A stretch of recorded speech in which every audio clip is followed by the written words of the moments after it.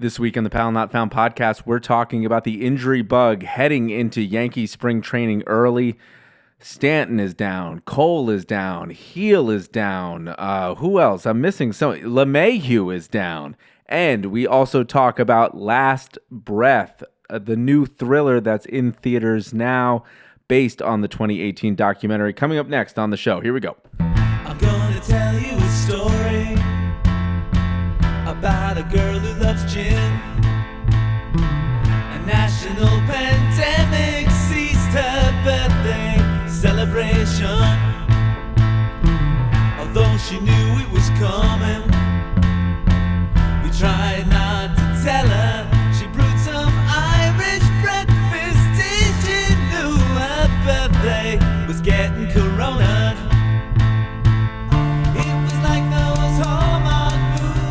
Hey, everybody, and welcome back to the Powell Not Found podcast with your host, Mark Powell here for the week of March 9th, 2025. We're coming to you on a Sunday night this week with bad news. If you are a Yankees fan, it has been a tough week to read the Daily Wire coming from Brian Hoke or Joel Sherman or John Heyman. If you're reading a lot of the news that's dropping from the New York Yankees spring training camp, you know very well that the roster you're going to see on opening day may not be the roster that you'd hope. We got served a healthy dish of the injury bug early, finding out that Giancarlo Stanton was going to be out with a personal matter that hasn't been really disclosed yet, and a case of tennis elbow in both arms due to his violent swing. That's what the reporting has been saying lately, and you can kind of buy that. He had an amazing postseason last year, 7 home runs, 14 ribbies, I believe that those were the numbers. I could be wrong, but he was, if without Stanton, because of the slump of Aaron Judge, the Yankees would not be defending AL champs as they are now. So he was a critical and key part of the Yankees lineup that is down, and they're getting those elbows examined. He's going to start the season on the IL, and so that's bad enough. And then you hear the news of LeMahieu, second day of spring trainings, basically pulling a calf. That's not a good sign. And you feel for DJ. I love DJ as a player. He's my favorite player on the Yankees ever since his 2020 season. 2019. He, to me, when he was nicknamed the Machine, he was my favorite player to watch, but he has been just mired and plagued with injuries over the last 5 years that you hear this news coming out of camp and you feel for the guy, but it's not unexpected. It's not unexpected. Just like Brian Cashman said of Giancarlo Stanton, injury seems to find DJ LeMahieu. So that's not good. That's bad news. The gray cloud that is forming over Yankees camp right now is getting darker by the moment. And then you hear Luis Heel. Luis Heel goes down with a lat strain. He's going to miss time. They say somewhere in the summer. Maybe that means June, but it doesn't seem like that timetable fits. And with the careful hands that the Yankees are going to use with Luis Heel, the reigning Rookie of the Year, I can't imagine you're going to see him sooner than an All-Star break appearance. They're going to play it safe with him. He's early in his career. And at this point, you're thinking to yourself, okay, well, we can weather the storm. I don't think it's going to be that bad. And then you hear the injury that really puts it over the top. And that is that Gerrit Cole feels discomfort in his right elbow. And whenever you hear that sound or that phrase uttered, you feel the panic set in as a Yankee fan. You never want to see this happen to your workhorse. You never want to see this happen to your ace. And all of a sudden, all Yankee fandom is having deja vu all over again. Last year, you might recall, Gerrit Cole had this very thing happen. Had a couple starts in spring training, felt discomfort. He wasn't bouncing back as quickly as he'd want to. And, you say, okay, well, you're getting older, Gerrit, You're not a spring you're not a spring chicken anymore. Maybe it's going to take a little bit longer, but it didn't feel normal. So they went and they had a doctor look at it, probably the team doctor. Then they had second opinions. They flew him to California at one point. I can't remember exactly the same timetable, but they've done this before. And no tear was revealed in his UCL, in that little tendon that connects the elbow and the arm. And I'm not a doctor, but little things were not torn in there. So they figured, hey, let's give him 2 months off. And Gerrit decided to make his, and the team decided to make his debut somewhere in the middle of June, where Gerrit went about 8-5 or so, 8-4 maybe. But he led the team when he finally stepped up, albeit he had a couple rough outings, led the team and worked into the postseason, was the warhorse that you needed him to be. And, even though he made less than 20 starts last year, he still made his impact known. And let's not forget, the Yankees were bevied. They were held above water by impressive pitching in the first half. And Luis Heel, who really no one saw coming, who really pitched his heart out in the beginning of the year to like a 9-1 start, something like that, and really showed the American League that he's a formidable pitcher when he's on. The second half didn't necessarily match that, but he had an impressive start. And really, those wins that Gerrit gave the team in 2023, when he was the Cy Young Award winner, were made up by impressive starting pitching in the first half by the 2024 team. And so, in a way, the Yankees really weathered a storm and did it pretty well. And they rode the coattails of the presence of Juan Soto. And you almost, in the back of your mind, you forgot that Cole, wasn't part of the team for the first 2 months, right? Like, they really did a good job fostering their pitching, and everybody was relatively healthy to begin the year. And then you see this article here that came out today. This is from the New York Post, and let me see if I can get this up.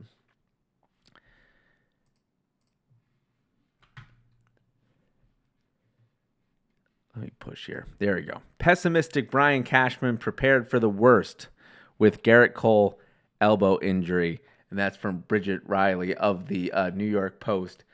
Brian Cashman didn't have an update or much optimism on Gerrit Cole's condition one day after the Yankees ace said he was concerned, quote, concerned. Gerrit Cole said he was concerned about his elbow. This is Brian Cashman. Quote, I'm prepared for the worst, the Yankees GM said before a 6-5 Grapefruit League loss to the Cardinals. We will see how it plays out. I'm always wired to think the worst and hope for the best. Cashman added, quote, obviously not what you want, but ultimately it's part of our journey here in 2025. Are you getting deja vu? Are you thinking it's 2024? Because I'm here to remind you it's not. It's 2025. And we are going through the same thing we did last year with Gerrit Cole. And remember, the sequel is never as good as the original.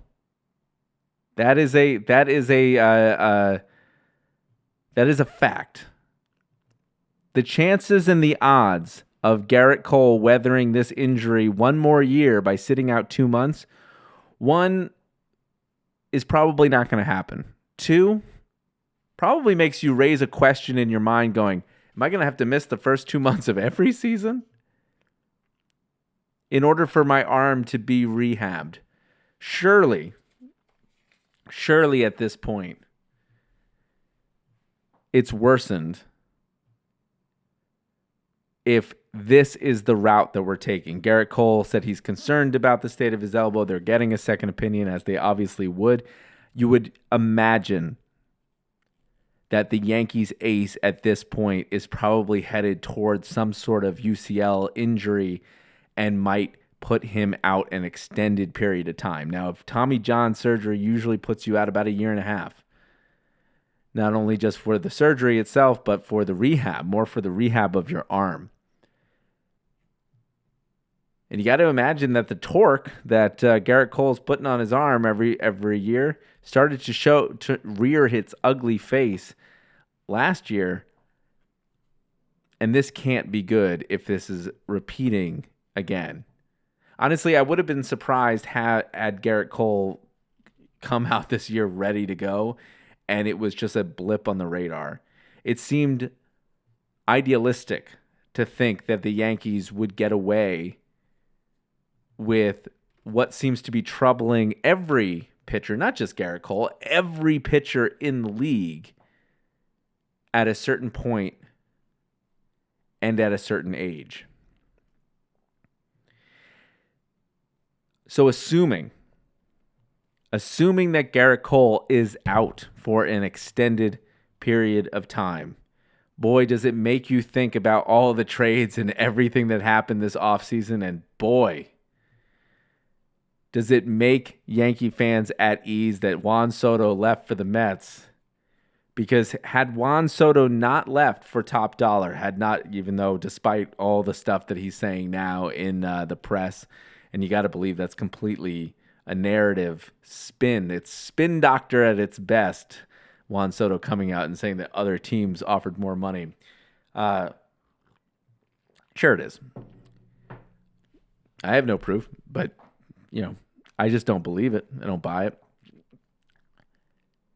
You got to look back at the situation and thank God that Soto didn't sign, because the Yankees rebounded and went and got a Max Fried. In years past, 3 years ago, they got a Carlos Rodon. A year ago, they got a Marcus Stroman, who's miraculously was trade bait last week and now is a formidable part of this bullpen. This starting rotation. Clark Schmidt, who, let's not forget, has been out and suffering from an achy back. That seems to be his injury of choice, is now a key part of this rotation. It's all going to come down to how long the Yankees are going to be without Cole. If this ends up being a 2-month situation again because they elect not to go with surgery, then, hey, we can weather the storm until June, and then, again, it's test the waters time, right? It is the same narrative as we pushed last year everybody pushed last year of why wait at this point? It's going to rear its ugly head at some point for Tommy John surgery, so why not just get it over with and eat the cost? Certainly makes you think about what they're going to do here, because after the first year this happened, a lot of people were clamoring, go do the surgery, just get it over with. But as a pitcher, you don't a lot of people have come back from Tommy John, but are you willing to put in that rehab? That's a tough rehab. Everybody comes back faster. But look at Shohei Ohtani right now. Got a mystery surgery. Hasn't pitched yet that we know of. So maybe that rehab. And when Gerrit Cole, who's 34 years old right now, that means he's not really in the game until his 36-year-old season, right? Puts him in a different spot. And then you're sitting on an arm that has one Tommy John and hoping that it lasts maybe until season 40, right? Until the next couple of years of your contract are up. When is Gerrit's contract up? He just opted back in. Let's see if I can get that up. Gerrit Cole. Let's see.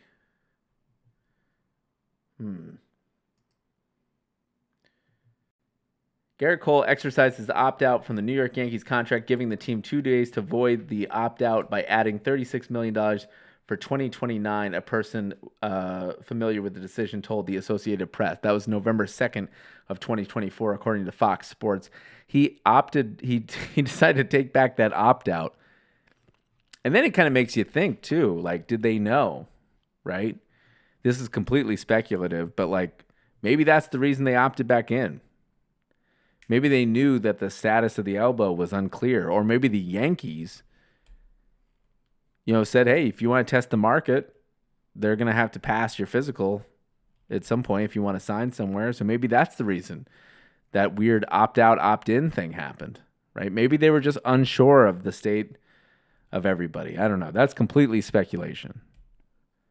But the Yankees are going to have to do something. And what they're going to have to do is they're going to have to push forward right now, knowing that Gerrit Cole might not be a formidable part of this season for 2025. So players like Max Fried, players like Carlos Rodon. Carlos Rodon has to improve. It has to be what he was last year to this team again. Be the number 2, the formidable number 2 starter you were supposed to be. And you got better. You became more than a 2-pitch pitcher. You have to be that person again. Max Fried on his contract year has to show up. He is now the ace, assuming that Gerrit Cole is going to be out. And Gerrit Cole, if he is out for an extended period of time, Gerrit Cole has to do what he did last year. Be that pitching coach. Be that mentor in the dugout for younger pitchers to feed off of, right? Plenty of Yankee pitchers, young pitchers, have said that Gerrit Cole is basically the second Matt Blake on the team. So you have to be that role as you're doing your rehab and as you're coming back in order to bolster what is going to be a Yankee rotation that is truly standing up like a house of cards. Because if any one of those starters go down, you're looking at Carlos Carrasco, Will Warren. If you haven't remembered, Will Warren made a major league debut, gave up like 1,000 runs in the first inning. Wasn't the greatest debut. But the Yankees are going to have to find depth in their system, or they're going to have to trade for some depth, and they're going to have to trade for some other consistent pitching. It's amazing to me, just going back, to how quickly storylines can change in the game. A couple weeks ago, everything was great. Everything was dandy. Everything was fine. And then you see G go down. You see DJ LeMahieu go down. You see Heel go down, who was really slotted to be a big part of this rotation. I mean, the Yankees were talking about having too much depth. And this is when Brian Cashman says you can't have enough pitching. This is exactly the reason why. Because starting pitching in this league, currently as it's formed, starting pitching doesn't last. It barely lasts 5 innings, and it barely lasts through the season without some sort of elbow injury. So it will be interesting to see what comes of this situation. Obviously, you hope that the guy is not injured. You hope that Gerrit Cole is not injured. You hope that he would start the season fresh. That's definitely not going to happen. You can't really blame the Yankees for not saying anything about these situations. I always kind of wonder to myself whether the team is just held by like HIPAA laws. Like you can't just go around saying, "Oh yeah, his elbow's broken." You have to wait for the player to give you the right to talk about it, of course. So the lack of transparency here is understandable and expected. The Yankees have never been that forthright. But the fact that, Brian Cashman is saying he's expecting the worst, well, it doesn't necessarily put you in a good mood on Sunday night waiting for the baseball season. It's a little bit a little bit concerning. So, man, makes you think about what the Yankees are going to do post Cole, right? They've signed Max Fried to a long contract. He's obviously going to be the new, he's going to be the warhorse behind Gerrit once Gerrit is finished with his contract. But, these Yankees that we've been looking at year after year after year, Aaron Judge is getting up there in age. Gerrit Cole is getting up there in age, right? We got to start looking towards the future, younger, and start trending younger because, Gerrit Cole's had an amazing year, but eventually, time and time again has shown us that the more bullets you throw, man, that elbow surely gets tested. So when we get back, we will talk a little bit about a new movie I saw called Last Breath, starring Woody Harrelson, which is based on the Chris Lemon story about being stuck underwater. It's truly a miraculous story. So stick around while we take a quick break, and we'll be right back.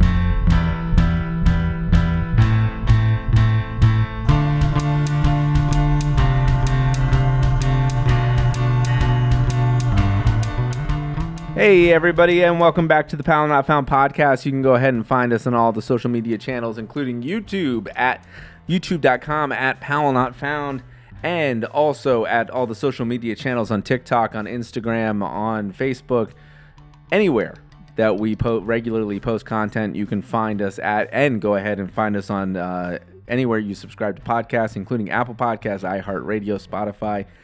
You can find us and go ahead and rate and review the show. That will help us grow as a podcast that gets delivered in your feed more and more. So with that said, let's go ahead and talk about our next subject. I watched the Oscars last week, and I made some predictions on this show.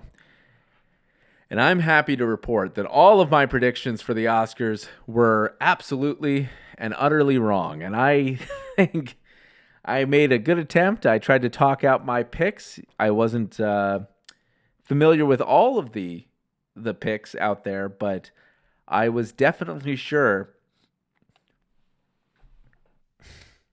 that a picture named Anora was not going to sweep the Oscars the way that it did. But, man, did that film come out blazing from that show.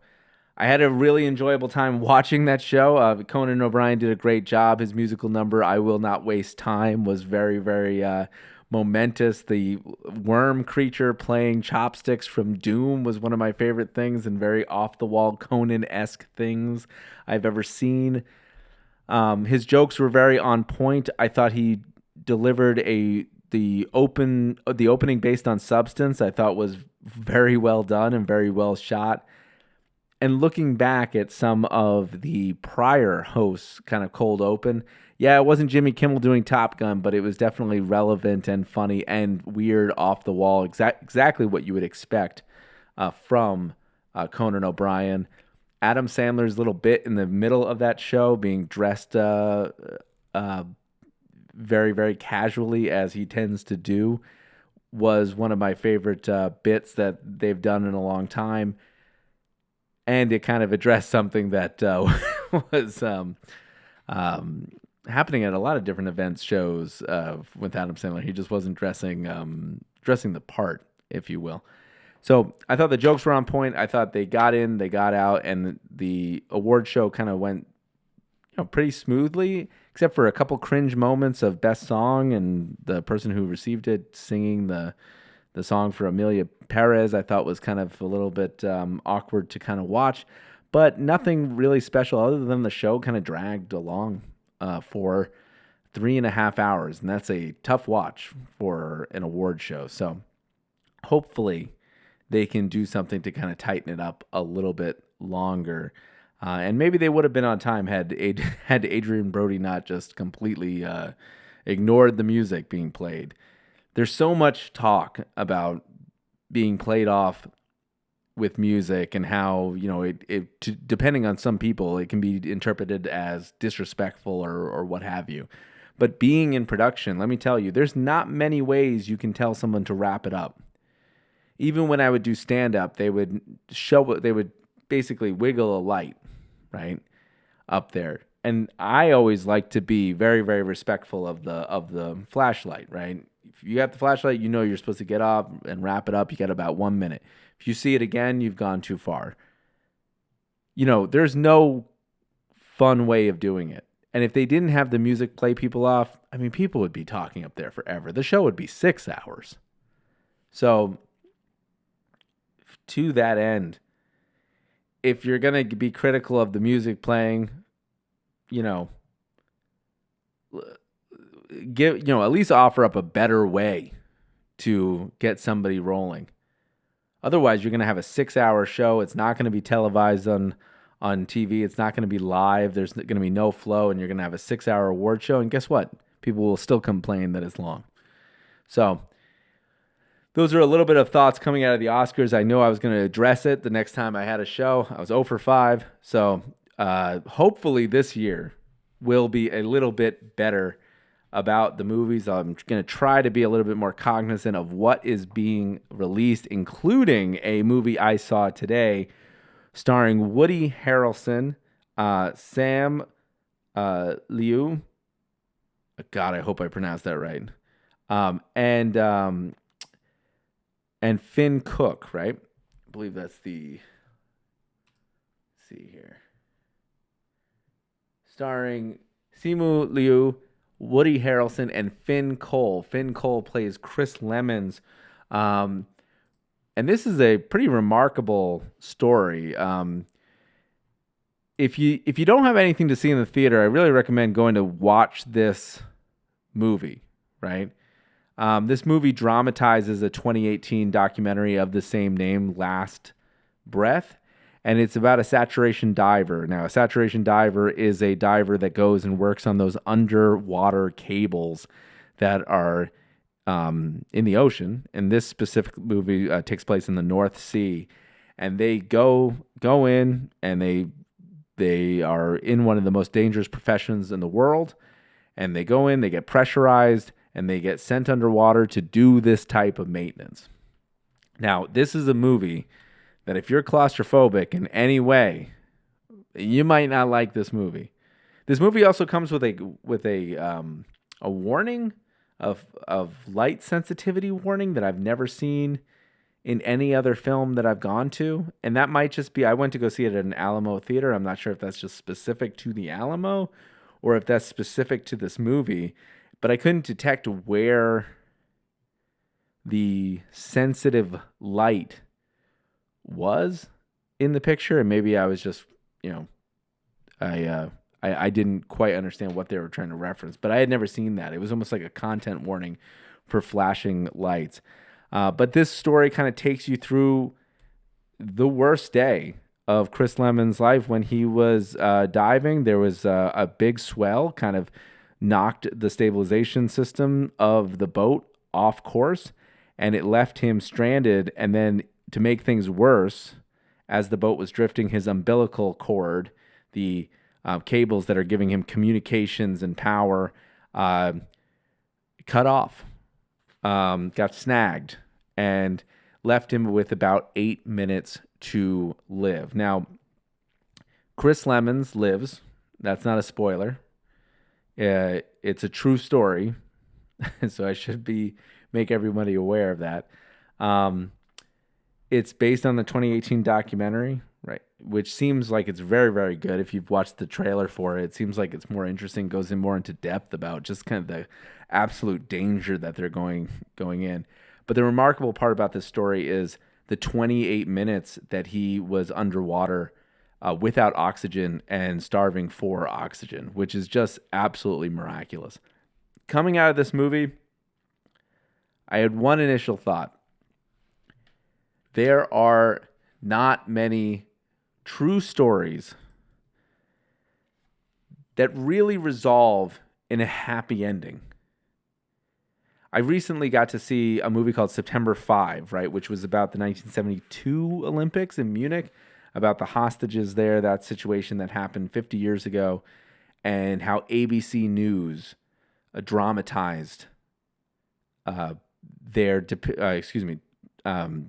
they covered it, how they covered the event, and the movie dramatized ABC News and their struggle to figure out how to cover this event and what was appropriate for live TV, what was not, how to get in there, how to get closer to the action, essentially a war zone in Olympic Village there. And in that story, a story does not have a happy ending. It's a terrible, horrible story, but they did a good job keeping the tension in the newsroom so that you could feel the pressure that's mounting. You can feel the anxiety that's mounting with each of the characters, and they really make it clear, and you are a fly on the wall in that experience. Same thing happens here, right? The story is much less about what's happening to Chris Lemons underwater and the miracle that's happening to him, where he's just able to survive that, being at that depth, being without oxygen. Amazing. But the story is more centered on the crew, right? The people that go back for him, the people that have hardships on the ship, the people who are making the decisions, the life-saving decisions to go back for their man and try to get him back on board, back to the ship, and back with a fighting chance. That is the real drama, and they did a good job identifying that. So you spend a lot of time on the ship as opposed to the depths of the ocean. That said, the filming quite impressive for being underwater. They do a good job setting the scene. Obviously, whenever somebody has this kind of underwater filming, I immediately think, wow, there's a lot of pool diving and set building underwater. It just seems very, very, very hard and a very, very hard thing to accomplish. And they put you right there on the bottom of the North Sea where there's barely light. So the lighting is just beautiful. The set design, despite it being very minimal, beautiful. It makes you never want to have that job ever. It really hats off to the people who perform that kind of work, because it is very, very impressive. And as I was kind of getting ready for this show, I did kind of stumble upon a Guardian article here that came out March 4th by Sam Wollaston, because I wanted to know a little bit more about these guys. I have their names here: Chris Lemons, and then Dave Uoska and Duncan Alcock, who were the other two divers with Chris Lemons, who went and saved this guy. And there's a really interesting quote here that kind of pertains a little bit to the movie. It starts here. Again, this is from The Guardian. It goes, quote, "He reckons that of the 8 or 9 minutes of gas he probably had used 4 or 5. Quote, I won't pretend I wasn't scared or breathing hard. I realized that even if Dave had been there, the chances of him getting me back to a breathable environment before I ran out of gas were minimal. With nobody there, I decided that this was probably going to be it. In a strange way, that had a calming effect. The fear, the panic drained out of me. There was nothing I could do. I assumed a sort of fetal position and was overtaken by grief. A great sadness took over at that point," end quote. What was he thinking of in that moment? Quote, "I was at an exciting point in my life, early 30s, getting married the following year. We were in the process of building a house. I had all the hopes and dreams you have at that stage of children, travel, and it felt as if it was all going to be ripped away in the strange, lonely, ethereal place. I grew up in a middle-class family on the outskirts of Cambridge, and I remember thinking, quote, how is this dark, lonely place where I end my days? He also tells me he was worried, end quote. He also tells me he was worried that what they were going to find on his mobile phone, but then says he's joking. Lemons is very funny. That doesn't come across in the documentary that was made about his accident. And that's very true.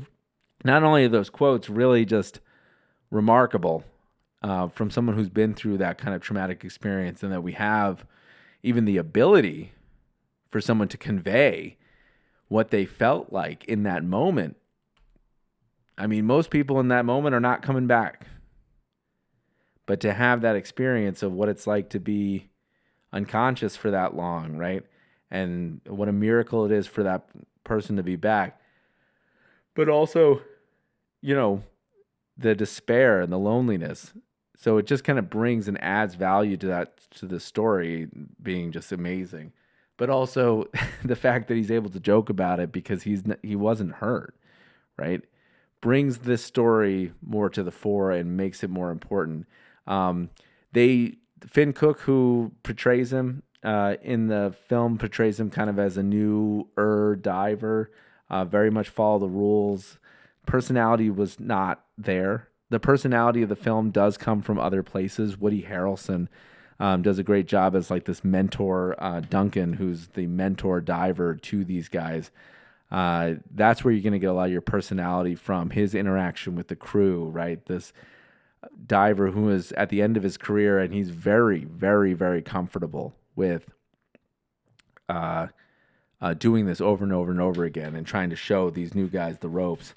So that's where you're going to get your kind of comic relief, right? Go see this movie. It's a thriller. It has an insanely long intro. If we're going to talk a little bit about negatives, it takes a while to get going. It kind of starts off, dare I say, kind of a little bit like a Hallmark movie where you have a lot of drone shots. You have a lot of, shout outs to the real people doing this job. But it kind of takes a while. They kind of establish a love story of what's happening. They introduce the main characters in a very slow, methodical way until it finally gets you into the action when they start to kind of dive. And then it starts rolling. But it does have a slow start. It makes me want to go back and watch that 2018 documentary, also called Last Breath, because I think it kind of goes more into detail. But the movie itself, once it does finally decide to begin, because it has about 4 beginnings in this movie, it does a really good job of keeping you on the edge of your seat. It reminds me of that movie with James Franco, who had his arm caught in the cliff. I can't remember what that movie was called, but it keeps you on the edge of your seat, and keeps you invested in the moment. And the best part about this movie, it does not overstay its welcome. It is an hour and 33 minutes, which is a refreshingly short movie. And I say this after recently watching Age of Ultron, and I think I literally saw myself age when I got up and went to the bathroom and I had a white beard. It was so long.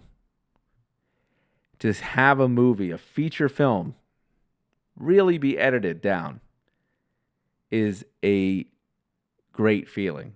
They talked about this on the Oscars, The Brutalist, 3 hours and 30 minutes. You gotta be kidding me. I have a life to get back to. So very nice to see brevity in a feature film. It is not used as much as it should be. So glad to see it. It was a good movie. It's not going to blow your socks off. It's not going to be the most riveting thing that you're going to see, but it still keeps you on the edge of your toes, and it deserves a second look. If you haven't seen any, or if you need something to see in the theaters, go see this movie, Last Breath. And let me just give you a quick, let's see. Last Breath. That's Last Breath, starring Woody Harrelson, Finn Cole, and Simu Liu, who was also in The Legend of the Ten Rings, right? And directed by Alex Parkinson, in theaters as of February 28th. And with that, we are going to go ahead and close out the show. Thank you guys again for listening to episode 56 of the Powell Not Found podcast. You can find us in all the social channels. You can find us in all the podcast channels. Go ahead and rate, subscribe, leave a comment, leave a nice comment, just positive vibes only on this channel, please. And we'll see you next week, hopefully with better baseball news. Everybody cross your fingers, hope that Cole is okay to go. And if not, then we have a lot to talk about coming in this next Yankee season. Again, this is Mark Powell with the Powell Not Found podcast. And have a good week, everybody. I'll talk to you next week. Bye. Stop us from